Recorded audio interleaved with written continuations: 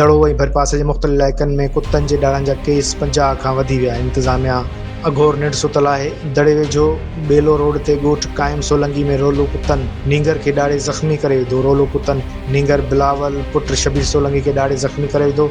नींगर खे rural health centre Daro मां कुते जे चक वारी वैक्सीन लॻाइण खां पोइ वधीक इलाज लाइ सिविल अस्पताल कराची नियो वियो आहे। यादि रहे त दड़ो ऐं भरपासे जे मुख़्तलिफ़ ॻोठनि में रोलो ऐं चितनि कुतनि जो आज़ार वधी वियो आहे। फ़क़ति दड़ो जे सरकारी अस्पताल समेत ॿियनि अस्पतालनि में हेसिताईं 50 खां वधीक माण्हू कुतनि जे ॾाड़नि जो शिकार थिया आहिनि, जंहिंमें वॾी अक्सरियत ॿारनि जी आहे। छितनि कुतनि ऐं आवारा कुतनि जे ॾाड़नि वारनि वाक़िअनि खां पोइ शहर तोड़े स्कूली ॿारड़ा सख़्तु परेशान आहे।